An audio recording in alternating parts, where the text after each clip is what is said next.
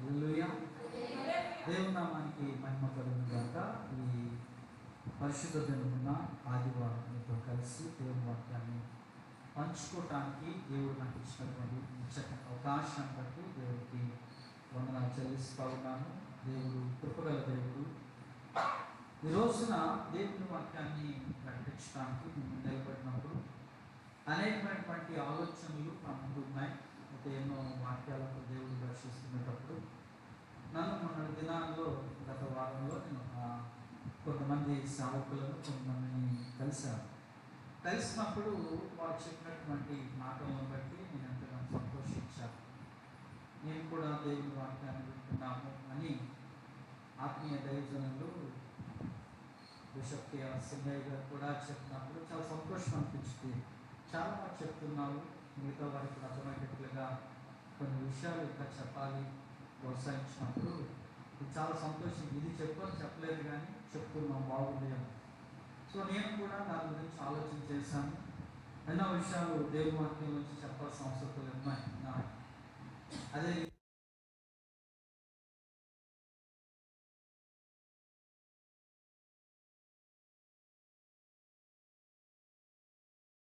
వారు కూడా వాక్యం గురించి చర్చించడం, వాక్యం ఉన్నటువంటి అనుభవాలు పంచుకోవటం, కొన్ని సరిదిద్దటం, మెచ్చుకోవడం అనేవి కూడా జరుగుతున్న సందర్భంలో నేను ఈ రోజున ఇంకొక వాక్యం గురించి ఆలోచన చేస్తున్నప్పుడు దేవుడు నాతో మాట్లాడినటువంటి ఈ మాటలు పంచుకోవడానికి ఇష్టపడుతున్నాను. మనందరి చేతుల్లో బైబిల్ ఉన్నాయి. కొంతమంది క్రైస్తవులు కాని వాళ్ళు కూడా బైబిల్ కలిగి ఉన్నారు. వారికి కూడా కొత్త నిబంధన గ్రంథాలు ఇవ్వబడతా ఉంటాయి. కొంతమంది పిల్లలకి ఇస్తూ ఉంటారు. అయితే ఈ గ్రంథం గురించి చాలా మందికి అర్థం కాదు. ఈ గ్రంథము వారికి ఏమి కూడా తెలియదు. చాలా మంది పిల్లలు ఆదివారం రోజు మాత్రమే దీన్ని చదువుతారు, మిగతా రోజులన్నీ పక్కన పెట్టేస్తూ ఉంటారు. అయితే ఎందుకు పక్కన పెడుతున్నారు, ఏంటి పరిస్థితి, ఈ గ్రంథం తాలూకు విషయాలు ఏంటి అనే విషయాన్ని ఈరోజు కొన్ని విషయాలు మీతో పంచుకోవాలి నేను ఇష్టపడుతున్నాను. మనం గమనిద్దాం. దేవుడి లోకానికి వచ్చి వెళ్ళిపోయిన తర్వాత అంతకుముందు కూడా మనకి ఏం పడిందంటే ఈ బైబిల్ గ్రంథం మనకి ఇవ్వబడింది. ఈ బైబిల్ గ్రంథంలో ముఖ్యంగా రెండు భాగాలు మనం చూడగలుగుతున్నాం. రెండు భాగాలు, పాత నిబంధన, కొత్త నిబంధన అనేటువంటి భాగాలు చూడగలుగుతున్నాం. రెండు భాగాలు. ఒకటి బిఫోర్ క్రైస్ట్, క్రీస్తు రాక మునుపు, యేసు క్రీస్తు నరవతారుడిగా ఈ భూమి మీదకి రాక మునుపు ఆయన కన్య మరియు గర్భమును పుట్టక ముందు జరిగినటువంటి చరిత్రను పాత నిబంధన అంటాం. తర్వాత యేసు ప్రభు వారి నుండి తర్వాత చనిపోయి తర్వాత శిష్యులు సువార్తలు చేసి సంఘాలు కట్టిన తర్వాత దగ్గర కూడా ఆల్మోస్ట్ 60 years వరకు కూడా క్రీస్తు శకం అంతటికి కూడా మనం చూస్తున్నప్పుడు 64-65 సంవత్సరాల వరకు కూడా రాయబడినటువంటి చరిత్రను మనం చూస్తూ ఉంటాం. ఇది కొత్త నిబంధన. అయితే ఈ బైబిల్ మనకి ఎన్నో విషయాలు తెలియజేస్తున్న విషయాన్ని గమనిస్తున్నాం. మరి ఒక విషయం తెలుసుకోవచ్చా, ఈ బైబిల్ చక్కగా ఉంది కదా. ఒక రోజున నేను నా ఫ్రెండ్ ఒక లెక్చరర్ కలిసి వాళ్ళ ప్రిన్సిపల్ మేడం దగ్గరికి వెళ్ళాం. అక్కడ ఒక వైజాగ్లో మేడం గారిని కలవడానికి వేరే పని మీద వెళుతూ మేడం హౌస్ అక్కడే ఉందో సరే వెళ్ళి వస్తామని చెప్పినప్పుడు ఆమె ఒక మాట అన్నది. ఆమె ఏమన్నా తెలుసా, ఏం చేస్తామంటే నేను పాస్టర్ గారు రండి అన్నాను. అవునా, ఓకే, పాస్టర్ గారు ఏంటి అని ఆవిడ ప్రశ్న వేసింది. పాస్టర్ గారు నేను ఏం చెప్పగల పాపం కాక వాళ్ళు చూసినప్పుడు నాకు తెలిసి పాస్టర్ అవసరం లేదు, నాకు తెలిసి పాస్టర్స్ అవసరం లేదు అన్నారు. ఏమండి అన్నాను. చదువుకున్న వాళ్ళు బైబిల్ చదువుకుంటే పాస్టర్స్ అక్కర్లేదు. చదువుకున్న వాళ్ళు బైబిల్ చదువుకుంటే వాళ్ళకి బైబిల్ అర్థమైపోతుంది కాబట్టి వాళ్ళకి ఇక పాస్టర్స్ అక్కర్లేదు, గుడికి వెళ్ళడానికి లేదు. కాబట్టి పాస్టర్ లేదు తెలుసా, పుట్టినప్పుడు ఏదో చేయడానికి, మధ్యలో బాప్తిస్మం ఇవ్వడానికి, చచ్చిపోవడం కాబట్టి మీరు ఎవరు నాకు అక్కర్లేదు అని ఆవిడ నన్ను ఆ విధంగా మాట్లాడినప్పుడు నాకు చాలా సంతోషం కలిగింది. ఇప్పుడు ఎలా మాట్లాడుతుంది అంటూ నేను ఆవిడకి చూస్తున్నాను. నిజమే, నేను చదువుకున్నటువంటి చదువు మీకు మాత్రమే ఉపయోగపడుతుంది. అది నాకు అర్థం కాదు. మీరు ఇంగ్లీష్ ఏదో చదువుతున్నారు, ఏదో ఎంఎస్సీ ఏదో చదివారు, అది మీకు మాత్రమే అర్థమవుతుంది. నేను ఒక లెక్చరర్, ఆయన కామర్స్ లెక్చరర్, ఆయనకి మాత్రమే అర్థమవుతుంది. అది నేను చదువుకుంటే నాకు తెలుస్తుంది, నాకు చదువు లేకపోతే తెలియదు. బైబిల్ అందరూ చదువుకుంటారు, బైబిల్ ప్రతి ఒక్కరు కూడా బైబిల్ చదవగలరు, కానీ బైబిల్ అందరికీ అర్థం కాదు. అది అర్థం కావాలంటే మీరు ఎలాగ లెక్చరరు, మీరు ఎలాగ ప్రిన్సిపల్, మీరు ఎలాగ ప్రొఫెసరు, అలాగే ఈ బైబిల్ గురించి చెప్పడానికి కావాల్సినటువంటి బోధకులు కూడా ఉండాలి. అది దేవుడు నాకు అప్పగించిన పని అని చెప్పినప్పుడు ఆవిడ అన్నది, ఏం చెప్తామని చూశాను కాబట్టి చాలా బాగా చెప్తావు, సేవకుడు లేకపోతే బైబిల్ అర్థం కాదు అన్నారు. హల్లెలూయా.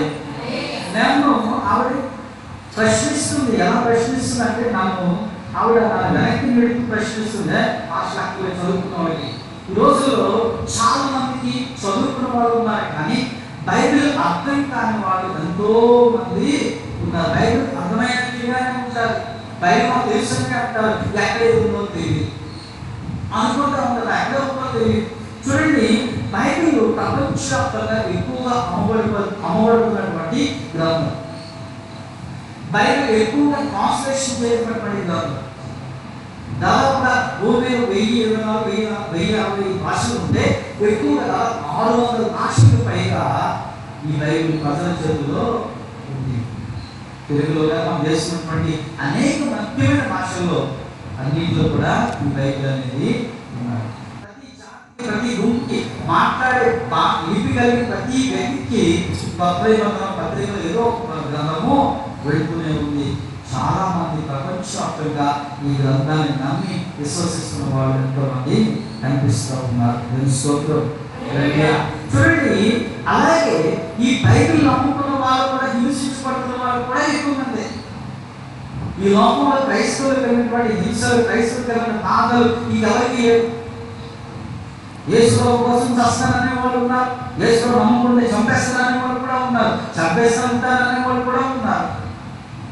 మన దేశంలో కూడా ఇలాంటి పరిస్థితి జరుగుతున్నప్పటికీ కూడా నేను క్రీస్తు భక్తుడు నాకు కావాలి అనేటువంటి పరిస్థితులు మనం చూస్తూ ఉన్నాం. అయితే ఒక ప్రశ్న వేసుకుందాం. ఈ బైబిల్ ఒకటి పాస్టర్ గారు, ఇది అర్థం కావట్లేదు, ఈ అర్థం కాని బైబిల్ దేవుడానికి ఎందుకు ఇచ్చాడు? ఈ అర్థం కాని బైబిల్ వల్ల నాకు ఏం నేర్చుకుంటాను? ఒక పుస్తకం ఇస్తే చదువు నేర్చుకుంటాను, ఒక పత్రిక ఇస్తే చదువు నేర్చుకుంటాను.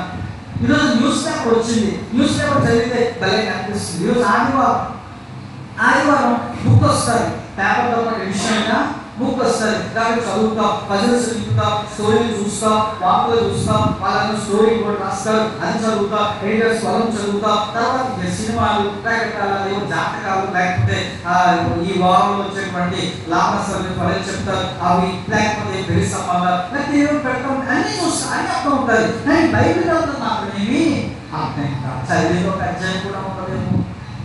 చదివి ఒక అధ్యాయం చదివితే ఎవరు చదివినాక అర్థమైందా? అర్థమైంది.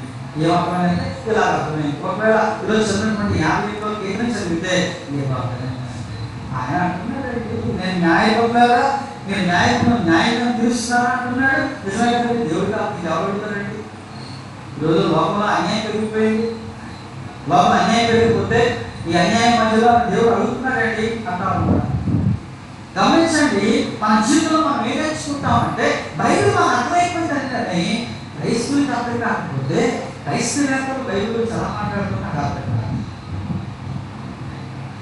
క్రైస్తవులకి బైబిల్ అర్థం కాకపోతే అన్యులు వచ్చి బైబిల్ గురించి ప్రసంగాలు చేస్తూ, బైబిల్ గురించి ప్రశ్నలు వేస్తూ, బైబిల్ గురించి మాట్లాడుతూ ఉన్నారు. వారికి ఎంత అర్థమైంది మాకు తెలియదు, కానీ నీకు ఎంత అర్థమైంది చాలా అవసరం. వాళ్ళ గురించి చెప్పాల్సిన అవసరం అని లేదు, నాకు తెలుసు అని చూపించాల్సిన అవసరం లేదు. కానీ దేవుడు ఇచ్చిన వాక్యం నాకు అర్థమైంది, దేవానికి స్తోత్రం చెప్పగలిగే ఆనందం. చదువుకున్న ప్రతి ఒక్కరు కూడా బైబిల్ అర్థం కాదు, కానీ దేవుడు దాన్ని ఆత్మతో నింపితే చదువు లేనివాడు కూడా వాక్యము అర్థమైంది. అంటే వాక్యం అర్థం కావాలంటే దేవుని ఆత్మ సహాయము మనకి కావాలి. జ్ఞానం కావాల్సింది, డిగ్రీ కావాల్సింది ఏం కావాలి? దేవుని సహాయంతోనే దేవుని వాక్యం మనకి అర్థమవుతుంది. ఈ భూమి మీద ఈ ప్రశ్న అర్థం కాని బైబిల్ దేవుడు నాకు ఎందుకు ఇచ్చాడు అంటే అర్థం చేసుకోవడానికి దేవుడు ఇచ్చాడు బైబిల్. ఏం అర్థం చేసుకుంటాం అని చూస్తే చూడండి, దాదాపుగా 120 సంవత్సరాల పైకి, 140 సంవత్సరాల పైన, లేకపోతే మనం చూసినప్పుడు ఎవరు ముఖం చూడకుండా 40 మంది గ్రంథకర్తలు దీన్ని రాశారు. 39 గ్రంథాలు వచ్చి పాత నిబంధనలోను, 27 గ్రంథాలు వచ్చి కొత్త నిబంధనలో మనకు కనిపిస్తూ ఉంటాయి. అయితే మీరు చూస్తున్నప్పుడు మనం ఏం చూడొచ్చు ఇక్కడ అంటే, ప్రపంచవ్యాప్తంగా ఈ బైబిల్ గ్రంథంలో చదువుతున్నప్పుడు ఎన్నో విధమైనటువంటి అర్థాలు మనకు వస్తూ ఉంటాయి. వారి ఆలోచనలు, వారి ఉద్దేశాలకు అనుగుణంగా కనిపిస్తూ ఉంటాయి. అయితే మనకి అర్థం కాకపోతే ఏంటండి, మనకి అర్థం కాకపోతే అది ఇతరులకు కూడా అర్థం కాదు. ఈ అర్థం కాని బైబిల్ ఎందుకు ఇచ్చాడో మనం ఆలోచిస్తున్నప్పుడు దాని గురించి తెలుసుకోవాల్సిన అవసరం ఉంది. మత్తయి సువార్తలో మనం చూస్తున్నప్పుడు 11వ అధ్యాయము 10-11 వచనాల్లో అక్కడ శిష్యులు అడుగుతున్నారు, ప్రభువా నువ్వు మాట్లాడుతున్న మాటలు వాక్యం దేవుని మాటలు కలిగిన వాట్సలే వాళ్ళు అంటారు, ప్రభువా నువ్వు మాట్లాడుతున్నా కానీ అదేం అర్థం కావట్లేదు. 10-11 వచనం చూస్తున్నాడు. తర్వాత శిష్యులు వచ్చి నువ్వు ఉపమానంగా ఎందుకు వారితో మాట్లాడుచున్నామని ఆయన అడుగగా ఆయన వారితో ఇట్లానే, పరలోక రాజ్య మర్మములు ఎరుగుట మీకు అనుగ్రహింపబడి ఉన్నది అని వారికి అనుగ్రహింపబడలేదు. నువ్వు అన్ని ఉపమానానికి చెప్తున్నావేంటి? నువ్వు చెప్తుంటే అర్థం కావట్లేదు, మళ్ళీ అర్థం చేసుకోవడానికి ఏం చెప్తున్నావు? మళ్ళా ఉపమానిగా చెప్తున్నావు అంటున్నాడు ఆయన. హల్లెలూయా. మాకు అర్థం కావట్లేదు, నువ్వు చెప్తున్నా కానీ మళ్ళా అర్థం కాదని చెప్తున్నావేంటి? నాకు అర్థమైంది కదా, మళ్ళా చెప్పేవేంటి అంటున్నాడు. మీకు అర్థమవుతుంది కానీ వారికి, ఎందుకంటే పరలోక రాజ్య మర్మములు మీకు తెలిసినట్లుగా నన్ను వెంబడింపని వారికి తెలియదు అంటున్నాడు. హల్లెలూయా. సో వాక్యం అర్థం కావాలి అంటే you must follow the Jesus Christ. నువ్వు ఖచ్చితంగా యేసుని వెంబడించాలి. నువ్వు క్రమం తప్పకుండా వాక్యాన్ని చదవాలి. దేవుడి సహాయం కూడా మనం దీని గురించి తెలుసుకోవాలి. ఏదో పుస్తకాలు కొనేసుకుంటేను, యూట్యూబ్లోనో లేకపోతే ఏదో చేసేసే కాదు. దేవుడిని వెంబడించకుండా ఉంటే మనకి వాక్యం అర్థము. దేవుని వాక్యం మనతో మాట్లాడుతుంది. ఆయన అంటున్నాడు, నువ్వు ఎందుకయ్యా వాళ్ళు బోధిస్తున్నావు, మాకు అర్థమైంది కదంటే నాకు అర్థం కాదు కాబట్టి వాళ్ళు చెప్తున్నాను. ఎందుకంటే దేవుడు రాజ్య మర్మముల విషయమై వారికి తెలియదు. ఏం తెలియదు? దేవుడు రాజ్య మర్మం అనగా పరలోక రాజ్యం గురించి, దేవుని గురించి వారికి తెలియదు.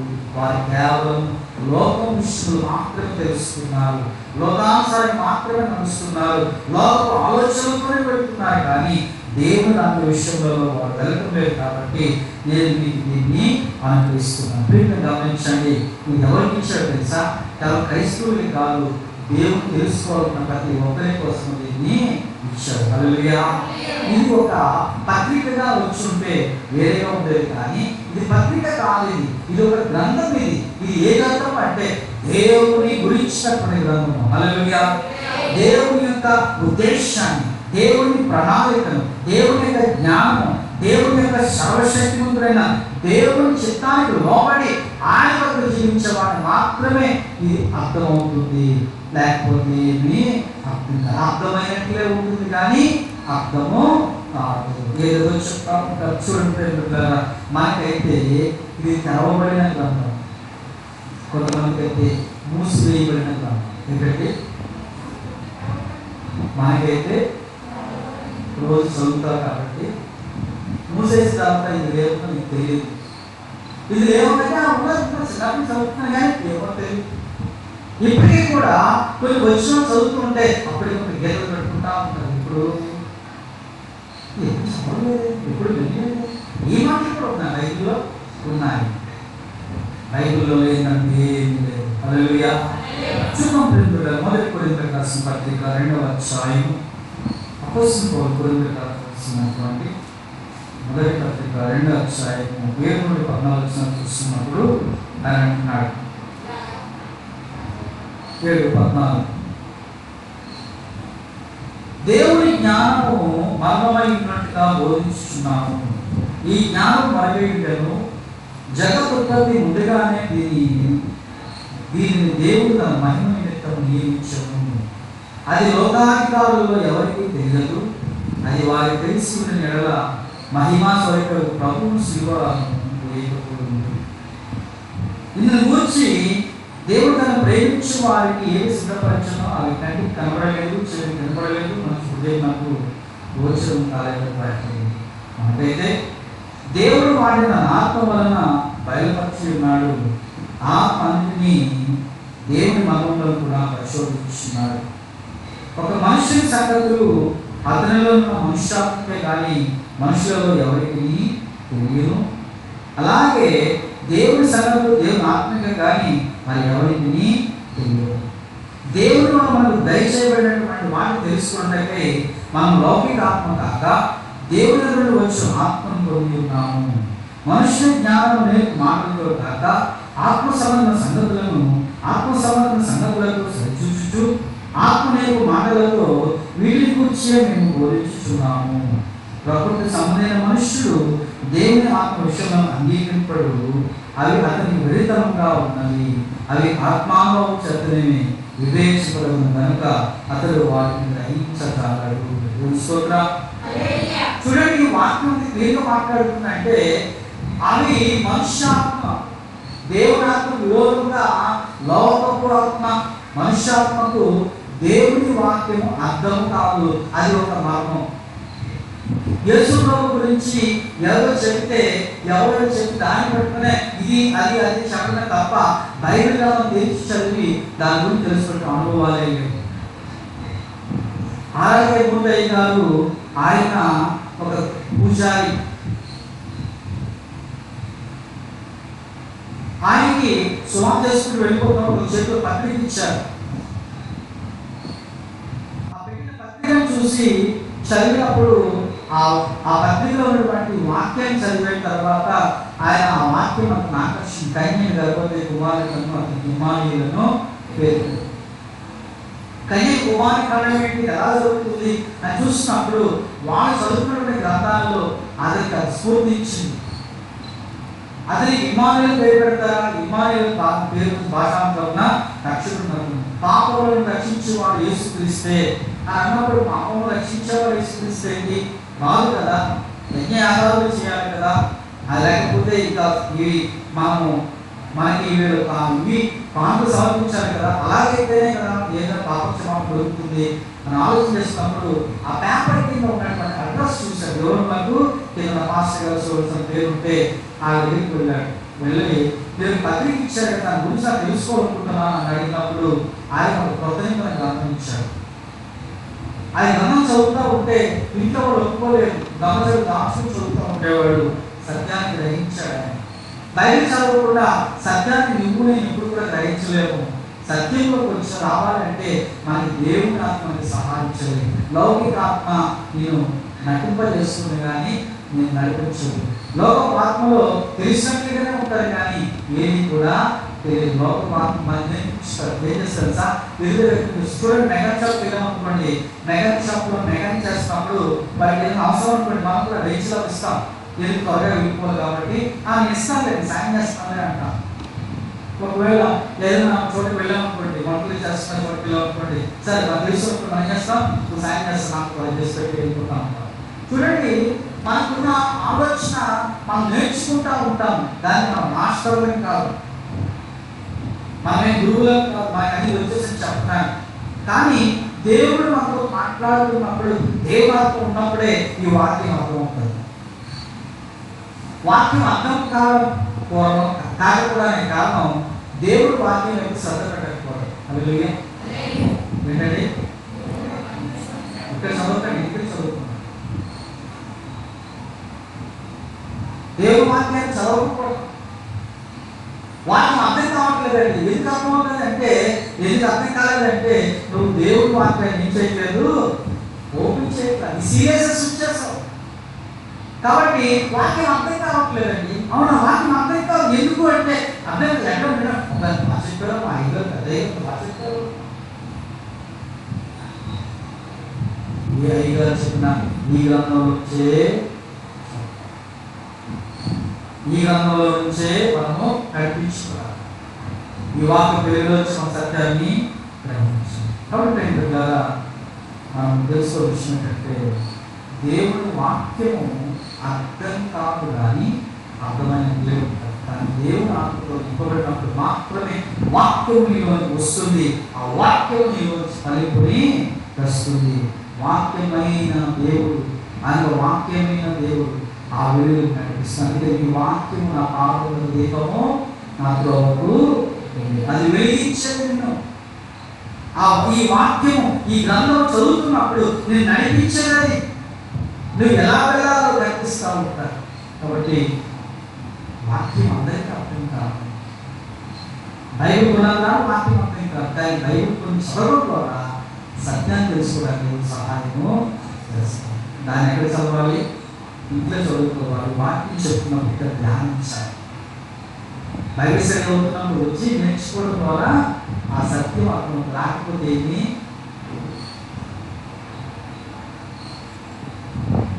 దేవుడు న్యాయవంతుడు తెలుసు కానీ ఎటువంటి న్యాయవంతుడు పట్టించుకో.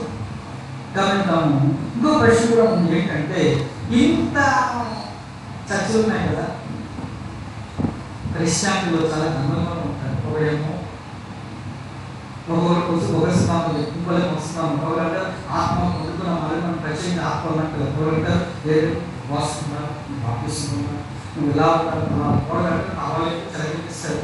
చూడండి, ఇందులోని ఒక సంఘానికి ఇంకో సంఘం తిరుగుతున్నప్పుడు ఏమిటంటే గందరగోళ పరిస్థితుల్లో మనుషులు వెళ్ళిపోతారు. ఒకరంటే తీసుకుంటున్నారు, వాస్తున్నారు, తీసుకుంటున్నారు, ఒకరంటే గడ్డ చేయకూడదు, కట్ చేయకూడదు, ఏవో చెప్తా ఉంటారు. ఆశ్రమం వెలుగు చేయకూడదు, ఈరోజు ఎలా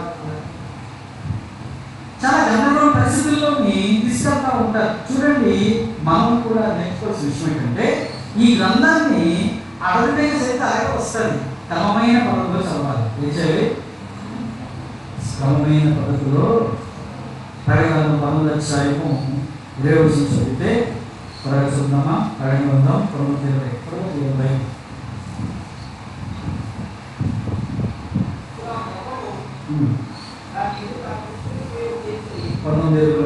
అప్పుడు ఆ మృగం దాని ఎదుట సూచన క్రియలు చేసి దాని ముద్ర వేయించుకొనిన వారిని, ఆ మృగపు ప్రతిమకు నమస్కరించిన వారిని మోసపరిచిన ఆ అబద్ధ ప్రవక్తయు పట్టుబడి వారిద్దరి గంధకంలో మనుషులు అగ్నిగుండంలో ప్రాణంతోనే వేయబడింది. అదేం చేస్తాడో మోసం చేస్తూ ఉంటాడు. అబద్ధ ప్రవక్త ఏం చేస్తాడు? దేవుడి మాటలనే తన మాటలుగా చెప్పుకునేటువంటి వాడు, తానే దేవుడు చెప్తూ అబద్ధము చాటించేటువంటి వాడు. ఎక్కడ వేయబడ్డాడట? అగ్నిగుండంలో. కాబట్టి వాక్యానికి కలిపి చెడగొట్టేటువంటి ఏమైనా ఉందంటే ఆ వ్యక్తి దేవుడు ఎక్కడిస్తాడు? అగ్నిగుండంలో. దాన్ని నమ్మిన కూడా ఎక్కడ తీసుకెళ్తాడు? అగ్నిగుండంలోనే వేస్తాడు. కాబట్టి ఆ సంఘం ఈ సంఘం అలాగని వేరే సంఘాలకు ఎప్పుడు పోల్చుకుంటాడు. వాళ్ళు చేసి తప్ప రైట్ అనేది వాక్యంలో సరి చేస్తుంది. దేని సరి చేసుకోవాలి? ఆలోచనలో కాదు, దేవుని వాక్యంతో సరి చేసుకోవాలి. దేవుని వాక్యంతో సరిదిద్దుకోవాలి. దేవుని వాక్యం వెలుగులోకి ఏం చేయమంటావు? ఎలా మాట్లాడుతుంది, ఎలా మాట్లాడుతున్నారు, నేను ఎలా ఉండాలి అనేది చాలా చాలా ఇంపార్టెంట్. మా అమ్మగారు ఆవిడ బ్యాక్గ్రౌండ్ గోల్డెన్ బ్యాక్గ్రౌండ్, చక్కగా గాజు బంగారం గాజు ఇవన్నీ తీసుకొని చక్కగా పౌడర్ రాసుకొని నీళ్ళు పువ్వులు పెట్టుకొని చర్చికి వెళ్తాం. ఆవిడ మా అమ్మగారు వెళ్ళి వచ్చినాక ఈ పెద్దగా చర్చలో ఎవరికి ఉండేవి కావు, ఎవరికి బాగా చేసి కదా కావాలి. ఒకరికి మంచి నీళ్ళు చెప్పేసుకునే అప్పట్లోనే చక్కగా లేదు. ఇప్పుడు పెద్ద చేసి వెళ్ళినప్పటికీ మీరు చూస్తే పువ్వులు లేదు, ఇప్పుడు చూసేసుకునేది పువ్వులు మీద ఊరుకుండా వాసన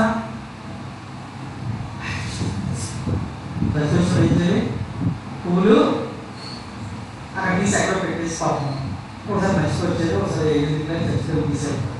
గాల్లో వేసుకుంటే అదో బాధ, ఈ 4 రోజులు తాడు వేసి అదో బాధ. చూశారు ఈ తెలుగు చర్చలో మా అమ్మ చూశారు. చేసేది ఏదో 5 నిమిషాలు 2 నిమిషాలు 10 నిమిషాలు అంతేనా? మనం చేయదా? చేయాలి కాదు. ఒకప్పుడు పూట ఉదయం పట్టుకుని మధ్యాహ్నం పట్టుకుని సాయంకాలం రాత్రి పట్టుకుంటే తెల్లారైందాక ఇక ఆపేదే లేదు. మా అమ్మ చూస్తుంది ప్రార్థనలో దేవుడా లేదట ప్రార్థన చేస్తున్నప్పుడు అన్నవాడట నువ్వు కూడా ప్రార్థించాడు. ప్రార్థనలో పొందుకోవాలి. అప్పటికి పిల్లలు లేవు, అప్పటికి మన యొక్క అప్పుడు పెళ్ళి చాలా కాలం పిల్లలు కూడా పడుకుంటున్నాము. రాత్రి అంతా కూర్చోవాలి, రాత్రంతా ఇప్పుడు అదే ప్రార్థన. ఇప్పుడు కూడా మనకి ఎంతమంది చచ్చిరాని వస్తారు, కొంతమంది చచ్చిరాని ప్రార్థనలు ఇంట్లో ప్రార్థనలు ఇక్కడ ఒంట్లో ప్రార్థనలు ఆ ప్రార్థన ప్రేమలాడి చూస్తూ ఉంటారు. ప్రభు నీకు ఆశ కలిగిపోవాలి, ఈ విధంగా నాకు ఆశ పోవాలి, నాకు జ్ఞాపకత నాకు నా ఆత్మతో ఉంటే నేను ఇది తీను, నా ఆత్మతో ఉంటే ఈ జీవి తీను, నా ఆత్మతో ఉంటే ఈ డ్రెస్సులు ఈ చీరలు ఈ విజయాలు నేను మాను. కానీ నాకు జ్ఞాపకత నీకు వీటిలో మాకు ఇంట్రెస్ట్ వచ్చాయి. ఆ ప్రార్థన చేస్తున్న సమయంలో లేకపోతే నాకు చెరుకు చనిపో ఇప్పుడు బాగలేకపోతే తీర్మానం చేస్తున్నా నా కూతురు అంటే కూతురు ఇచ్చావు, నా కూతురు ఉందా లేకపోతే ఇవన్నీ ఇంకా సమర్పించుకుంటున్నాను, తీసేస్తాను అంతే. నా కొడుకు పుట్టాడు సమర్పిస్తున్నాను, నా కూతురు పుట్టేది సంతోషం. ఇవి నా కూతురు కనుక్కున్నాను, నా కూతురు లేదు కాబట్టి నాకు కూడా అక్కర్లేదు అని ఎప్పుడు ఒంటి మీద ఉన్నటువంటి ఆ నగలు ఇవన్నీ కూడా తీసి రోజు ఇంటికి వెళ్తున్నప్పుడు మా తాత అంటున్నాడు, ఏంటంటే ఏం లేకుండా వివరాలు వస్తున్నావు, ఎలా వస్తున్నారు, ఏమి లేవంటే ఏమి లేదు, నేను క్రీస్తు ధరించుకున్నాను, కాబట్టి నాకు వీటిని ఏమిటంటే నాకు ఆశ పువ్వుల మీద కానీ నగల మీద అదే నాకు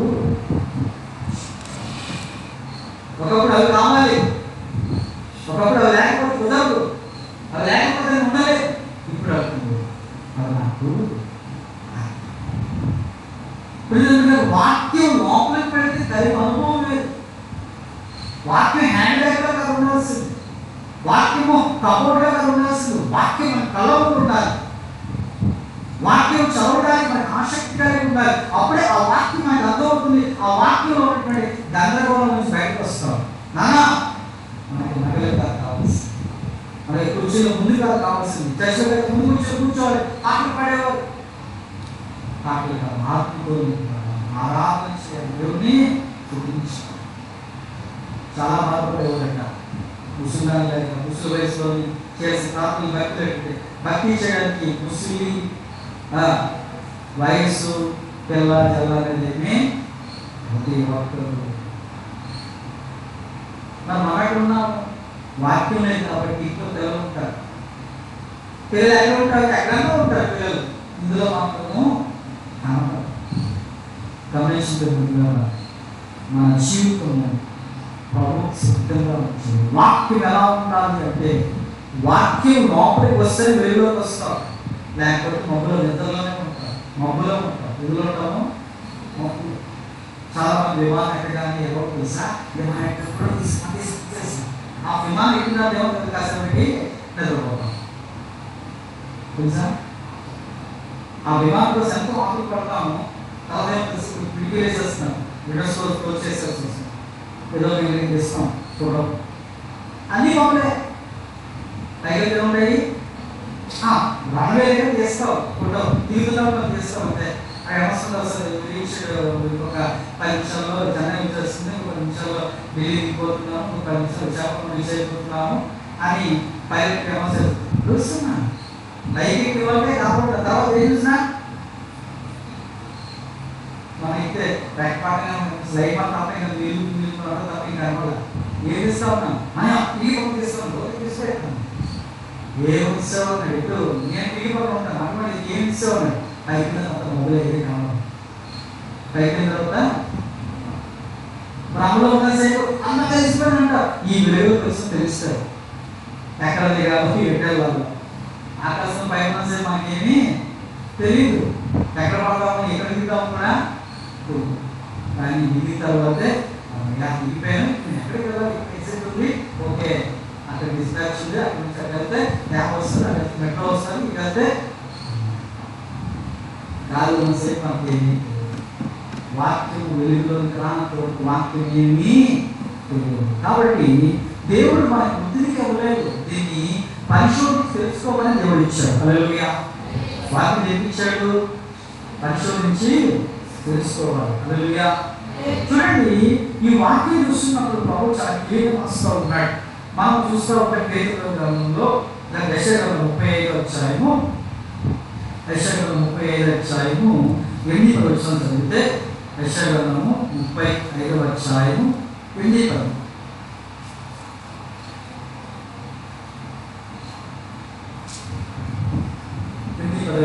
అక్కడ దారిగా ఉన్న రాజ్య మార్గం ఏర్పడను, అది పరిశుద్ధ మార్గం అనబడను, అది అపవిత్రులు పోకూడని మార్గము, అది మార్గంలో పోవు వారందరికీ ఏర్పరచబడును. 3 లేనను దానిలో నడుచుచు త్రోవ తప్పక ఎందురు. అక్కడ సింహములు క్రూర జంతువులు కానీ దాన్ని ఎక్కవు, అవి అక్కడ కనబడు. విమోచింపబడిన వారికి అక్కడ నడుపు. యెహోవా విమోచించిన వారు పాటలు పాడుతూ సీయోనుకు వచ్చేదరు. వారి తలలు నిత్యానందమును, వారి ఆనంద సంతోషంలో గలవారై వచ్చేది. హల్లెలూయా. సీయోను అంటే ఏంటి? మొదటిది భూమి మీద ఉన్నటువంటి యెరూషలేము పట్టణం. రెండవది సీయోను అంటే ఏంటి? పరలోకమందు ఉన్నటువంటి సీయోను పట్టణం. ప్రభువు చెప్పాడు, యేసుప్రభువు చెప్పారు, నేనే మార్గము సత్యము జీవము అని చెప్పారు. హల్లెలూయా. ఆయన అన్నాడు మార్గము ఉన్నాడు. అది మార్గం ఎలా వచ్చింది? నేనే మార్గము, యేసు ద్వారా మార్గం వచ్చింది. ఆ మార్గం ఎక్కడికి అంటే ఈ లోకంలో సెపరేట్ చేయడానికి కాదు, ఈ లోకంలో వేరే కులం కాదు, వేరే మతం కాదు, వేరే మార్గం కాదు. ఎక్కడికి మార్గం అంటే దేవుడి దగ్గరికి వెళ్ళే మార్గం. హల్లెలూయా. ఎక్కడికి వెళ్ళే మార్గం? అది దేవుడి దగ్గరికి వెళ్ళే మార్గం. ఆ మార్గము దీని ద్వారా తెలుస్తుంది. దీని ద్వారా భాస్కర్ ద్వారా కాదు. భాస్కర్ చెప్తారు, కానీ ఎలా తెలుసుకుంటావు? బైబిల్. భాస్కర్ కూడా ఎందుకు చెప్పాలి? ఈ గ్రంథంలో చెప్పాలి, సమాధి చెప్తారు. ఒక ఆయన అంటున్నాడు, పర్వపడడానికి పత్రికలు అమ్ముతున్నాము, ₹1,00,000 బుక్ చేసుకుంటా పెట్టి ఫోన్ చేస్తాం. నీ కాబట్టి 50,000 ఏంటండి రికమెండేషన్. ఇలాంటి కొనుక్కున్న వాళ్ళు మొదలు తీసుకుని మా కుటుంబం తగ్గించండి అంటే వాక్యం చదవకుండా ప్రార్థనలకు నీళ్ళు తగ్గిపోవాలి, పరలోకం వెళ్ళిపోవాలి. ఈ ఆశ మంచిదే కానీ అది ఆశమాత్మైనది ఏది కాదు. అది ఆశమాత్మైనది. ప్రభు ఏమంటాడు ఇక్కడ? అక్కడ దారిగా ఉన్న రాజమార్గం ఏర్పడుతుంది. నువ్వు ఎప్పుడైతే వాక్యం పోయిలో చదువుతూ వాక్యంలో సత్యాన్ని గ్రహిస్తూ వాక్యంలో పెడతా ఉంటావో అప్పుడు గందరగోళంలో వచ్చి నీకు ఒక మార్గం అనేది నీ వెనక మార్గం చెప్తాడు. ఇదే త్రోవన వెళ్ళకు, ఇది పురాతనమైన మార్గము, ఇది దేవుడు ఏర్పాటు చేసిన మార్గము. ఈ మార్గంలో వెళ్ళు, నువ్వేమి పడిపోవు, నువ్వేమి భయపడవు, నువ్వేమి వీక్షణం చెప్తున్నావు. హల్లెలూయా. అది సరైన మార్గం. ఎక్కడికి? దేవుని చేరు మార్గం. హల్లెలూయా. ఈ గ్రంథం చదవడం ద్వారా మనం ఏ గ్రంథం చదివినా సరే, ఒకవేళ మా మార్గం ఆలోచన కానీ దేవుని గ్రంథం చదవడం ద్వారా మనం ఎక్కడికి మార్గం తెలుసా? నరకపు మార్గం నుండి, పాపం మార్గం నుండి, అశాశ్వత మార్గం నుండి శాశ్వతమైన నిత్యము ఉండే అవిలోక మార్గము దేవుని శబ్దాన్ని మనము నడిపించబడతాము, చేర్చబడతాము. హల్లెలూయా. అట్టి మార్గంలో మనం నడవడం మనము తెలుసుకోవడానికి దేవుని వాక్యాన్ని మనము చదవాలి. గమనించండి, ఈ పరిస్థితి మనం చూస్తున్నప్పుడు ప్రభు మనతో చాలా క్లియర్గా చెప్తున్నాడు. ఇది మనం తప్పకుండా తెలుసుకోవాల్సిన అవసరం ఉంది. ఈ గ్రంథాన్ని మనం చదువుతున్నామా? ఈ గ్రంథాన్ని మనం చదవట్లేదా? ఒకసారి ఆలోచించేయండి. చాలా మంది ఈ నల్లట్ట పుస్తకం మన క్రితం ఏమంటారు? దీన్ని నల్లట్ట. ఈ నల్లట్ట పుస్తకంలో ఎవరు తెలుసా? దేవుని గురించినటువంటి సంగతులే కాదు, చాలా విషయాలు మనము చూడగలుగుతుంటే మీరు గమనించండి. యెషయా గ్రంథం 55వ అధ్యాయము 8వ వచనం చదివితే, యెషయా గ్రంథం 55వ అధ్యాయము 8వ వచనం చదివితే మనం చాలా విషయాలు గ్రహించవచ్చు. 55వ అధ్యాయం 8వ వచనంలో ఉంది, నా తలంపులు మీ తలంపులు వంటివి కావు, మీ త్రోవలు నా త్రోవల వంటివి కావు. ఇదే యెహోవా వాక్కు. ఆకాశములను భూమి పైన ఎంత ఎత్తుగా ఉన్నవో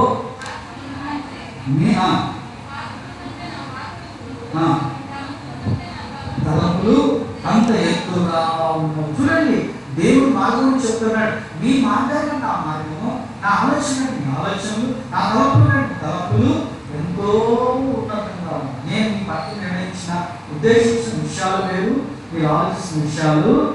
మనం అనుకుంటున్న దేవుడు అని దీవిస్తే కాదు, వీటిలో ఉన్న తలంపులు మనకి దేవుడు మనకి తెలియజేస్తూ ఉంటాడు. హల్లెలూయా.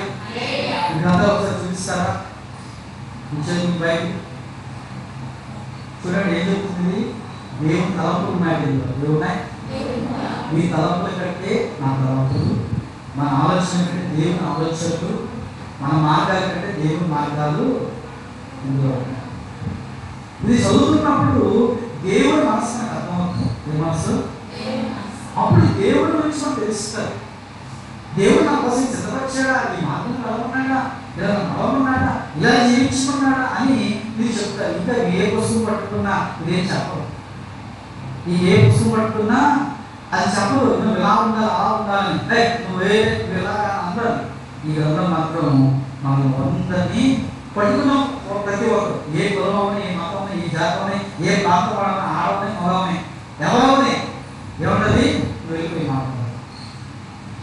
ఏ దాని నువ్వు దేవుని పెట్టే ఏముంటది, నువ్వు దేవుని పెట్టు అంతే. నేను తక్కువ పెద్ద బాగా చదువుకోలేదండి,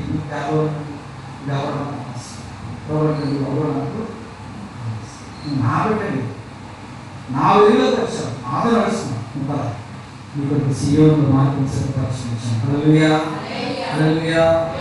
చూడండి, మనం మాట గమనిస్తున్నప్పుడు మనము జీవితంలో ఒక పుస్తకం లేక ఒక అధ్యాయం చదవడం నేర్చుకోవాలి. ఏం చేయాలి? ఈ గ్రంథంలో మనం ఏం చేయాలి? ఒక పుస్తకం అంటాం. ఈ గ్రంథం అంతా ఒక పుస్తకం. గ్రంథమే కానీ ఇందులో ఉన్నాయి పుస్తకం 56 పుస్తకాలు ఉన్నాయి. 39, 27 పాత నిబంధన 39, కొత్త నిబంధన 27 గ్రంథాలు. ఈ పుస్తకాలు ఒక దాన్ని తీసుకుని ఎప్పుడు కూడా చదువుతాం. మా ఇంట్లో కీర్తనలు అయిన తర్వాత ఇప్పుడు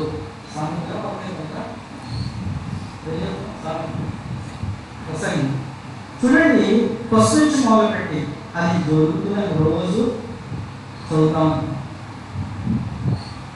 ప్రతిరోజు ఒక పుస్తకం తీసుకోవడం, అనగా గ్రంథం నుంచి ఒక కీర్తనలు, సామెతలు, ప్రసంగి, సువార్తలు, కథలు తీసుకొని చదువుకోవడం, దాని గురించి ధ్యానించడం, దాన్ని తెలుసుకోవడం ద్వారా మనకి వ్యవసాయ అవగాహన అనేది వస్తుంది. ఏదో నాకు రాదంటే చెప్తున్నప్పుడైనా వినడం నేర్చుకోవాలి. చెప్తున్నప్పుడైనా దాన్ని అభ్యాసం చేయాలి, మళ్ళీ గుర్తు చేసుకుంటాం, దాన్ని అలవరుచుకుంటూ ఉండాలి. ఎప్పుడైతే ఇలా చేస్తూ ఉంటావో నీ జీవితంలో ఏమో తెలుసా, గందరగోళం అనేది ఉంటుంది. ఎవరైనా వచ్చి ఆవాలుగా ఇవ్వాలంటే మనకు తెలిసి దేవుడు నాతో మాట్లాడాడు, దేవుడు నాకు దర్శించాడు, నేను సత్యాన్ని తెలుసుకున్నాను. నేనేం తెలుసుకున్నాను? సత్యములకు సాక్షులు. ఎవరికి? సత్యం. ఏ సత్యానికి? మా సత్యాన్ని కాదు, దేవుని సాక్షి. సత్యం తెలుసుకున్నంత వరకు కూడా మనం లోకానికి సత్యంగానే కనిపిస్తాం. ఇదే సత్యం అంటాం. మన పని చూసేదంతా నిజం కాదు, మన పలికేదంతా కూడా నిజము. ప్రభు మనతో మాట్లాడే మాట మాత్రమే నిజం. హల్లెలూయా, హల్లెలూయా. మీరు గమనించండి, మనము సమాధానం చెప్పాల్సి వస్తే ఒకవేళ ఎలా చెప్పాలి? బైబిల్లో సమాధానాలు చెప్పాలి. అయితే ఒక 3 మాటలు చెప్పి నేను ముందుకు వెళ్తాను. చూడండి, ఒకరికి సమాధానం చెప్పాల్సి వస్తే బైబిల్లో నుంచే ఎవరైనా ఒకవేళ సమాధానం అడిగితే మనం చెప్పడం కష్టంగా ఉండొచ్చు, కానీ అది పుస్తకంలోని వాస్తవంతో మనం ప్రారంభించాలి. ఎందుకు ప్రారంభించాలి? వాస్తవంతో. దేవుడు ఉన్నాడు అంటే ఇక్కడ ఉన్నాడు, నేను చూసావంటే అనుభూతి చెందాను, నాతో మాట్లాడాడు దేవుడు, నన్ను దర్శించాడు దేవుడు, నా ప్రతి అవసరం నన్ను నడిపించాడు దేవుడు. దాని సాక్ష్యమే ఈ బైబిల్ వాక్యాన్ని నేను నమ్ముతున్నాను, విశ్వసించాను. కాబట్టి యేసు నేను అంగీకరించాలని చెప్పగలిగే అనుభవంలో రావాలి. హల్లెలూయా, హల్లెలూయా. అందుకే చూడండి, దాదాపు 100 సంవత్సరాల కాలము ఈ బైబిల్ ట్రాన్స్లేషన్, బైబిల్ తర్జుమా, బైబిల్ రాయడం జరిగింది. 40 మంది వేరే వేరే రచయితలు రాశారు, 40 మంది ప్రవక్తలు రకరకాల ప్రదేశంలో రాశారు. కానీ ఎంత రాసినప్పుడు కూడా మొదటిది ఏంటంటే మోషే కొన్ని వేల సంవత్సరాల చరిత్రను రాశాడు. ఈ గ్రంథం ఏంటో తెలుసా? చరిత్ర గ్రంథము. ఈ గ్రంథం చరిత్ర ఏంటి? జరిగిపోయినది. ఏంటండి ఈ గ్రంథంలో ఏమనిపిస్తుంది తెలుసా? ఇందులో ఏమో తెలుసా? అంతపోతే అంటాడు. దేవుడు భూమి చేశాడా? తెలుసు. దేవుడు ఆకాశం చేశాడా? తెలుసు. దేవుడు పక్షులు చేశాడా? దేవుడు మనుషులు చేశాడా? ప్రమాదం వచ్చిందా? నోమ వాడబెట్టాడా? ప్రళయం వచ్చిందా? లేదా? మహారాజు కొనదా? దావిదైన వాడు ఉన్నాడా? దేశంలో పట్టణం ఉందా? ఇశ్రాయేలు ఉన్నదా? సౌలు పడించాడా? గుర్రెలు దయించాడా? ఇది నేను చెప్పగలనా? ఏ రోజు పరిపాలించి చెప్పగలనా? చరిత్ర ఉందా లేదా? రైగా బైబిల్లో ఉన్నదే లోకంలో ఉంది. లోకంలోనే ఎవరు రాశారు? మోషే రాశారు. యూదులు ఉన్నారు లేదా? ఐగుప్తు రాజు ఉన్నాడు లేదా? ఫరో అనే వాడు ఉన్నాడు లేదా? రికార్డ్స్ ఉన్నాయా లేదా? బైబిల్ ఉందా లేదా? బైబిల్ అవుతుందా? కథలా? కల్పితాలా? ఏం చెప్పండి. ఆయన ఉన్నాడని చెప్పడానికి నిజం. ఆయన ప్రార్థన పెట్టారని, ఆ వాళ్ళకి సమాధానం ఇస్తారని ఇశ్రాయేలు యూదులు నమ్మి ఆయన ఐగుప్తు దేశంలో 6 లక్షల మంది జనం కలిసి ప్రార్థన చేస్తే వారిని విడిపించడానికి మోషేను పంపి దేవుడు ఎర్ర సముద్రం మధ్య నుంచి వారు తీసుకుని వచ్చారు. హల్లెలూయా. కాబట్టి బైబిల్ అబద్ధం కాదు, ఇది నిజం. ఎవరు నమ్ముతున్నాను? ఇంకెప్పుడు నమ్మలేదా? ఎవరు నమ్ముతున్నాను? చూసి రాస్తున్నారు, తెలిసి రాస్తున్నారు, చెప్పులు మాత్రం బట్టి చేసుకుంటున్నారు. దేవుడి గురించి రాస్తూ దేవుడి గురించి సో మనం చెప్పాల్సింది తెలుసా? నేను నాకు తెలియని చరిత్ర కాదు, నాకు తెలిసిన నాకు చర్చలో చెప్పింది కాదు, స్కూల్లో పాటలు కానీ చరిత్రలో పాటలు కానీ వాటిని చూడగలుగుతాను. కాబట్టి మొదటిది ఏ కారణం అంటే చారిత్రాత్మకమైన గ్రంథం. ఏ గ్రంథం అనేది? రెండవది ఇది బైబిల్ అంటే ఏమున్నాయి తెలుసా? సంఘటనలు ఉన్నాయి. ఏమున్నాయి చెప్పాలి. మీరు చెప్పంటే మీరు చెప్తారు. కొన్ని సంఘటనలు మన జీవితంలో జరిగాయి. కొన్ని సంఘటనల ద్వారా నేను దేవుణ్ణి బైబిల్ ఏముంటాయి? సంఘటనలు. ఇదే తోటలో ఆదాములు ఉండడం ఒక సంఘటన అయితే, వారి దగ్గరికి వెళ్ళి పండు తిని వాళ్ళు బయట పంపించిన ఒక సంఘటన. తర్వాత జనులు పెరిగారు, పెరిగిన పాపం పెరిగింది, దేవుడు కోపం వచ్చింది, దేవుడు జలపాలని పంపించారు. ఒక సంఘటన జరిగింది లేదా? అదే చోట దేవుడు పట్టుకెళ్ళినప్పుడు నోవా కుటుంబాన్ని దేవుడు ఏం చేశాడు? ఓడను తయారు చేయమని ఓడలతో దేవుడు పట్టుకెళ్ళ వాళ్ళని కాపాడుతున్నాడు. అందులో ఎవరు వచ్చారు? ఆయన మాట ఎవరు వచ్చారు? నోవా కుటుంబంలో ఉంది. నోవాకు దేవుడు నిర్మాణం చేశాడు. అది పడుతుంది. మొదటి సంఘటన మోషే, దావీదు, యిర్మీయా, ప్రవక్తలు కానీ రాజులే కానీ ఉన్నారు లేదా? బబులు రాజు ఉందా లేదా? బబులు రాజు, గ్రీక్ రాజు ఉన్నారా లేదా? ఈ గ్రేట్ రాజాలు ఉన్నారా లేదా? ఈరోజు రాజు ఉన్నారా లేదా? ఉన్నారు. సంఘటనలు అన్నీ ఉన్నాయి. ఏమున్నాయి? అన్నీ. ఒకటి చరిత్ర చూపిస్తుంది ఈ గ్రంథాన్ని. రెండోది ఏం చూపిస్తుంది? సంఘటనలు. దేశం పుట్టాడు, దేశం పుట్టడం ఏమైంది? ఏదో కోపం వచ్చింది. గురురాజు కుటుంబాడు ఉన్నాడు, నేను పుట్టితే నా స్థానం కూడా వస్తాడా? అది ఎక్కడ కనుక్కోనండి వాడిని. ఈరోజు కాలం ఏముంటుంది? మొదటిగా జనాభా సంఖ్య రాశారు. అందుకే జనాభా క్రీస్తు శాఖము తీసుకోవడం అయిపోయింది. యేసు ఎప్పుడు పుట్టాడంటే డిసెంబర్ 21 పుట్టాడని చెప్పడానికి రుజువు ఉంది. ఈరోజు ఏం చేశాడు? జనాభాను లెక్కించుకున్నాడు. అందుకే మరియ యూసెఫ్లు ప్రయాణమే వెళ్ళిపోయి ఒక సొంతు నజరేతు అక్కడ పుట్టాడు. ఇదిగో ఆ వెళ్ళిపోవడం రాలేదు, పట్టుకొని చంపేయండి అని ఒక ఆజ్ఞని ఇచ్చాడు. 2 సంవత్సరాల లోపు మగపిల్లలందరినీ అక్కడి నుంచి ఆయన వేరే ఊరికి వెళ్ళిపోయాడు. శాస్త్రం ఉన్నదా లేదా? నా చరిత్రలో ఉంది. బైబిల్ ఉన్నదా లేదా? తర్వాత ఏమైంది? గ్రేట్ హీరోస్ అయిన తర్వాత ఇంకా అది పరిస్థితి బాగుంటూ ఉంది. సంగతి ఉన్నాయి లేదా? దేశంలో సంగతి దేశంలో కాదు 500 ఆహార పట్టడం, ఆయన చనిపోవడం, ఆయన తిరిగి లేకపోవడం అన్నీ ఉన్నాయి కదా. పట్టాలన్నీ కూడా సంఘటనలు. కొన్ని అయిపోయింది రాజశేఖర్ దేశంలో శిశువు రాలేదు, కామెంట్ రాలేదా, భారతదేశానికి వచ్చాడని చెప్తుంది. మరో ప్రదేశంలో దోమ కేరళ ప్రదేశానికి వచ్చింది. ఆ శిష్యులు వచ్చారు, స్వార్థం చేశారు, సంఘాలు పెట్టారు, మతవ్యాప్తి చేయలేదు. మానగారు మా గురించి చెప్పారు. నేను చెప్పారు ఇంకో సంఘటన, ఇందులో రెండోది ఉన్నాయండి. మొదటి చరిత్రది, రెండోది సంఘటనలు. ఈ సంఘటన చదువులో అనిపిస్తుంది, అవును కదా. ఒకవేళ సమస్య వచ్చినప్పుడు సంఘం తమ కోసం ప్రార్థించండి అంటారు. ఏం అంటే రే బాబు అక్కడ ఉన్నది పేరు చేస్తామంటూ సంఘం ఆశతో ప్రార్థన చేయగా చెరసాలా బదులై చెరసాల నుంచి బయటకు వచ్చాడు, విడిపించాడు. కాబట్టి సంఘం ప్రార్థన చేస్తే ఏమవుతుంది?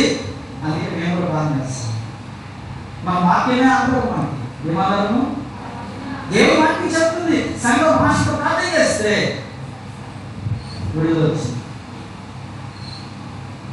ఆ మూడో మాట్లాడు ప్రార్థన చేస్తే ముందు మాత్రం ప్రార్థన కాదండి. బైబిల్ చెప్తుంది ఎలా ప్రార్థన చేయాలి. ఒక ఆశతో ప్రార్థన చేయగా 300 సంవత్సరాల వర్షము కురియలేదు. ఏం చేసే ప్రార్థనలు ఎలా ఉండాలి? ఆశ. ఇప్పటికీ ప్రసంగం చెప్పి ఏం చెప్తాము? ఆశతో ప్రార్థన చేయమన్నా. ఒక సంఘటన ఉంది, ఏమైంది? వర్షం ఆగిపోయింది. మళ్ళా ప్రార్థన చేయగా వర్షము కురిసింది. హల్లెలూయా. సంఘటనలు జరుగుతూ ఉన్నామని బైబిల్లో. రెండవది, మూడవదిగా మనం చూస్తున్నప్పుడు రాబోతున్న దాని గురించి సవాల్.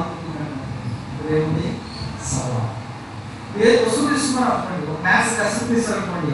మ్యాథ్స్ టెక్స్ట్ బుక్ లో ఒక పాఠం ఉండాలి, తర్వాత అందులో ఎగ్జాంపుల్స్ ఉంటాయి, తర్వాత సవాళ్ళు ఉంటాయి. అలాగే ఈ గ్రంథంలో కూడా మనకి చరిత్ర ఉంది, ఆ చరిత్రలో సవాలు ఉంది. అలాగే మనం తెలుసుకున్న విషయం ఏంటంటే ఇది రాబోతున్న కాలం గురించి కూడా చెప్పబడుతుంది. దేని గురించి? ఇది జరిగిన చరిత్ర చెప్తుంది, జరిగిన గురించి చెప్తుంది, జరగబోయే గురించి కూడా ఈ గ్రంథం మాట్లాడుతుంది. ఒక 10th క్లాస్ మ్యాథ్స్ బుక్ తీసుకుంటే 10th క్లాస్ సిలబస్ మాట్లాడుతుంది, తర్వాత 9th క్లాస్ మాట్లాడుతూ 10th క్లాస్ ఇంటర్మీడియట్ గురించి కూడా అది పైగా ఆ సంవత్సరం తర్వాత. కానీ ఎప్పుడు కూడా ఒకలాగే ఉంటుంది. ఇది అన్ని విషయాల గురించి మాట్లాడాలి. యేసు ప్రభువు చెప్పారు, ఇదిగో రాక ఎప్పుడు వస్తుందంటే ఇదిగో అక్కడ భూకంపాలు కలుగుతున్నాయి, అక్కడ కరువులు వస్తున్నాయి, ఒకరిపై ఒక యుద్ధాలు జరుగుతాయి. దేశం నెమ్మదులు చెప్తూనే అనేకుల్లో ప్రేమ చల్లారిపోయింది. ఈరోజు ప్రేమ ఉందా? ప్రేమ ఉన్నదా? చెప్తున్నా ఎక్కడ ప్రేమ అనేది? ప్రేమ అంటే సినిమాలో మాత్రమే ప్రేమ సక్సెస్ఫుల్, సినిమాలో మాత్రమే ప్రేమ సక్సెస్ఫుల్ గా కనిపిస్తుంది. నేను ఎక్కడ కూడా సక్సెస్ఫుల్ గా అంత యాక్టింగ్ చేసే సినిమాలో మాత్రం ప్రేమ 100% కనిపిస్తుంది, అక్కడ లవ్ స్టోరీ సక్సెస్ఫుల్ కనిపిస్తాయి. కానీ రియల్ లైఫ్ లో మాత్రం ఉండనే ఉంది ప్రేమ. అంత ద్వేషం, పగ, అసూయ ఉన్నామని గమనించుకుంటున్నారు. ఈ 3 విషయాలు మన జీవితంలో చాలా ప్రాముఖ్యమైనవి. ఈ గ్రంథం ఎందుకు అర్థం కావట్లేదంటే ఈ గ్రంథం అందరికీ చెప్పబడింది కాదు, ఇది చదివే వారికి మాత్రమే అర్థం. ఇది అర్థం కావాలంటే దేవుని ఆత్మ సహాయం తీసుకోవాలి. ఇది అర్థం కావాలంటే దేవుని నడిపి మనం తీసుకోవాలి. నేను టీచర్ని, నేను లెక్చరర్ని, నేను డాక్టర్ని, నేను పిహెచ్డీ చేస్తాను, వాట్ యువర్ స్టడీ, నువ్వేం చదువుకున్నప్పటికీ కూడా ఇది అర్థం కావాలంటే నీకు దేవుని సహాయం, దేవుని ఆత్మకు సేవకు సహాయం లేకుండా ఇది రానే అర్థంగానే రాదు. ఇందులో ఏమొస్తుందంటే నీకు జ్ఞానం దొరుకుతుంది, ముఖ్యంగా వెలుగు దొరుకుతుంది, నీకు ఆనందం కనబడుతుంది. వెలుగు ఏమొస్తుంది? ఆనందం. చెప్పండి. ఆ వెలుగులో నాకు దేవుని వాక్య వెలుగులో నాకు మార్గం దొరికింది, నా బ్రతుకు మారింది, నా జీవితం ఇవ్వంటే నాకు తెలిసింది. ప్రభా నన్ను క్షమించాను, చూస్తున్నాను, నేను పవిత్రంగా దేవుడు సహాయం చేస్తాను. నీ జీవితంలో నీ బైబిల్ దొరకడం ఈజీగా మార్గం పట్టదు.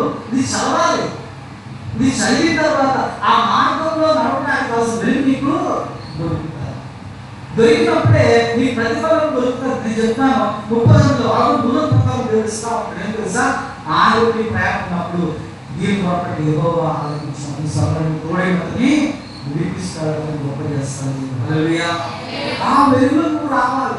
ఆ వెలుగు ఎక్కడ కనిపిస్తుంది తెలుసా? దేవుని మందిరానికి కనిపిస్తుంది. అక్కడికి నాకు దేవుడు నాకు తెలుసా, మందిరానికి మాత్రము రావాలి. మందిరానికి నాకు వెలుగుతో ఉన్న భ్రమ, అది లౌకిక ఆత్మ, లోకపు ఆత్మ, బ్రహ్మపక్షాత్మ జీవిస్తూ ఉంటారు. ఒక మెకానిక్ షాప్కి వెళ్ళి అప్పుడే కాసేపు మెకానిక్ అయిపోయినట్టు పనిచేస్తాం. తెలుసు మనకి ఏం తెలియదు, దాని గురించి చూసి నేర్చుకుంటా ఉంటాం. ఏదైనా షాప్ వెళ్తే దాన్ని చూసి నేర్చుకుంటా ఉంటాం. బీచ్కి వెళ్ళినప్పుడు తెలుసుకుంటా ఉంటాం. ఆ ఊరికి వెళ్ళినప్పుడు ఆ ఊరి నుంచి గూగుల్ మ్యాప్ వచ్చేటప్పుడు దాన్ని సెర్చ్ చేసి తెలుసుకుంటా ఉంటాం. అంతేగాని అక్కడ మనకి ఏమైనా సమస్తం నిర్మించిన వాడికి అన్నీ తెలుసు. హల్లెలూయా, హల్లెలూయా. ఈ గ్రంథం 3 విషయాలు తెలియజేస్తుంది. ఒకటి, చరిత్ర తెలియజేస్తుంది. మన చరిత్ర కాదు ఇది, ఈ లోకం చరిత్ర చెప్తుంది. దేవుని చరిత్ర గురించే కాదు, లోకం చరిత్ర. లోకం మొదలు లోకం అంతవరకు మాట్లాడుతుంది. రెండోది, ఇక్కడ ఏమున్నాయంటే సంఘటనలు ఉన్నాయి. ఏమున్నాయి? ఇది కథలు కాదు, ఏదో రాసింది కాదు, ఒక రాసింది కాదు. 1600 సంవత్సరాల కాలంలో 40 మంది ప్రవక్తులు సెలవులు రాసినటువంటి ఈ గ్రంథం. మూడోది సవాలు. ఏ చూడండి, యాకోబుని చూడండి, యాసావుని చూడండి, యోసేపుని చూడండి, సవాలు. అందరి మధ్యలో యోసేపు ఎవరు నిలబడ్డాడంటే భక్తిగా నిలబడ్డాడు. కష్టం వచ్చిన సర్వస్నేహం సవాలు దేవుడే. దావీదు అన్నాడు, యుద్ధము యెహోవా, ఇంతమంది నడుస్తున్నారు, వీళ్ళకి ఆహారం తీసుకొని పెట్టండి అంటాడు. మోషే చూశాడు, దేవుడు ఆహారం చూడండి. మధ్యస్థం చదువుతున్నప్పుడు చూస్తూ ఉంటాం, 5 ఆహారం కూర్చున్నప్పుడు 5 2 చేపలు ఉన్నాయి. సవాల్ కాదా? శిష్యులకు సవాల్, బాబా ఇంతమంది భోజనం తీసుకొచ్చినట్టు. ఈరోజు మనం పెళ్లి చెప్తే 1000 మంది చెప్పారు తెలుసా అంటాడు. 1000 మంది ఎంత భోజనం అంటే ఆ ఇళ్ళలో 5 లక్షలు అంటాడు. సింపుల్గా భోజనం 5 లక్షలు అయితే ఖర్చు ఇంకా అవుతుంది. మనం అప్పుడు తిన్నవాళ్ళు ఎంత తిన్నారు పూర్తిగా, అప్పుడు ఎంత ఖర్చు అయ్యింది. సవాలు. ఇంతమంది కూడా డబ్బులు లేవు, ఇంతమంది తీసుకురావడం కూడా దగ్గర సరుకులు లేవు. ఎలా సవాలు తీసుకున్నాడు ఆయన చేసి సంఘటన అనేక మంది జీవితాలు మార్చివేసింది. హల్లెలూయా. సవాలు తీసుకోవాలి. వాక్యం తెలుసా? సవాల్. ఈరోజు సవాల్ తెలుసా? వాక్యం చదువుతున్నావు నువ్వు, ఇది సవాల్. వాక్యం ఎలా చదువుతున్నావు? వాక్యం అర్థమవుతుందా? వాక్యం చదువు, వాక్యం అర్థం కాకుండా నాకు తెలుసా అంటాడు. నీకేం తెలుసు? నీకేం తెలుసు? తెలుసు లౌకికాత్మలో ఉన్నాయి, తెలుసు రాములో ఉన్నాయి. సభ్యులకు తెలుసు. బైబిల్ అందరికీ కాదు, వెతికే వారికి మాత్రమే అది ధనమీది ఆకాశ సమానం. దాని వచ్చి ఆ చిన్న కణం తీయగానే దాన్ని వచ్చినట్టు ఇందులో వస్తున్నాడు. దేవుని వేరు వస్తున్నాడు, దేవుని వస్తా ఉంటాయి. ఇది వచ్చిన పక్కన పెట్టేసి అయిపోయిందో నీ మాకు కట్టలేదు, మళ్ళీ ఆదివారమే నీ బతుకు అలాగే ఉంటుంది, నీ జీవితం అలాగే ఉంటుంది, నీ సంసారం అలాగే ఉంటుంది, నీ కుటుంబం కూడా దుస్తులు అలా ఉన్నాయి. గాలి చదువుతూ బైబిల్ ఉంది, భక్తులు లేదు. వాడిని బైబిల్ పక్కన పెట్టుకునే ఉంది, దుస్తులు ఉంది. బైబిల్ చదవకుండా పక్కన పెట్టుకోండి నేను అంటుంది దుస్తులు అంటున్నాను. అలాంటి వాడు నిలబడ్డు, వాడి సమస్య నిలబడ్డు, కష్టం నిలబడ్డు, కాలిపోతున్న డబ్బు డబ్బు డబ్బు, లోకము లోకము, పాపము ఇష్టము, అదే ప్రార్థన అక్కర్లేదు, వాక్యం అక్కర్లేదు. ఇప్పుడే అందరికీ వస్తాం. వాక్యం సవాలు చేస్తుంది. ఈరోజు చదివి ఉంటుంది లోకము, ఈరోజు సంఘటన చూస్తుంది, సవాలు స్వీకరించడం లేదు. ఏ క్రైస్తవుడైతే ఏ వ్యక్తి అయితే ఈ వాక్యంలో సవాల్ స్వీకరిస్తారు, ఆ వ్యక్తిని దేవుడు ప్రయత్నిస్తారు. హల్లెలూయా. సవాలుతో నిలబడాలి. వాక్యం అలా అయినా సరే ఛాలెంజింగ్ చేస్తారు. నిలబడతావా? ఇదిగో పౌలు అంటున్నాడు, ఇదిగో ఉయర్తిగా పరిగణించున్నాను, నా వెనుక మంచి నా ముందు వాటికి నేను పరిగెడుతున్నాను. నా ముందు ఎదుట నీతి కిరీటం, నాకు మాత్రం పరిగణించబడిన నీతి కిరీటం. నేను ప్రయాసపడి దేనికో తెలుసా? నాకు ఇవ్వబడిన బహుమానం కోసం. హల్లెలూయా. ఈ వాక్యం ద్వారా సవాల్ తెలుసా? ఈ వాక్యం సవాల్ చేస్తుంది. నేను దూరం వచ్చాను తెలుసా అంటే, ఎంత కష్టం వచ్చినప్పుడు ఇప్పుడు అంటే సవాల్ చేస్తుంది. వాక్యం తెలుసా? ఇదిగో నువ్వు నాకు సిద్ధపడాలి. ఇందులో నీ కొరకైనా ఉన్నాయి. నువ్వు చదవడం మొదలు పెడితే, నువ్వు ధ్యానించడం మొదలు పెడితే, నువ్వు దీన్ని పాటించడం మొదలు పెడితే, మొదలుగా ఏంటి తెలుసా? జీవ వెలుగులోకి వెళ్తావు. రెండవదిగా సత్యాన్ని తెలుసుకుంటావు. మూడవది గందరగోళం నుంచి బయటకు వస్తావు. నాలుగవదిగా ఆయన వ్యక్తినప్పుడు నీకు మంచి ఆహ్వానం దొరుకుతుంది. ఆ తర్వాత నీకు బహుమానం పరలోకంలో ఇవ్వబడుతుంది. హల్లెలూయా. ప్రతి బహుమానం పొందుకుంటాం. గందరగోళం బయటపోతాం. దేవుడు మాట ఉదయించింది కదా.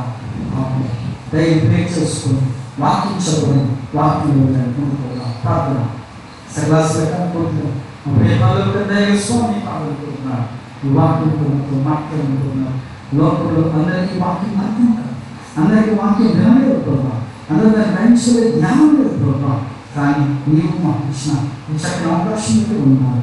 వాక్యం నిలబెట్టుకొని వాక్యాన్ని విని నేర్చుకునేవాడు మనసును ప్రతిపెట్టి అనుగ్రహించిన వాక్యంలో ప్రభావ జ్ఞానాన్ని నీ వెలుగును పొందుకొని, నీ వెలుగు ద్వారా జ్ఞాపకం ద్వారా ప్రభావ వాక్యంలో దాని మరణం గ్రహించటకు దాన్ని సిద్ధపరచుకొని ప్రభావ తమ మార్గం తమ హృదయ స్థిరపరచుకొని దేవ నీలో నుంచి స్థిరపరచున్నాను. యేసు క్రీస్తు నామములో ప్రార్థిస్తున్నాను.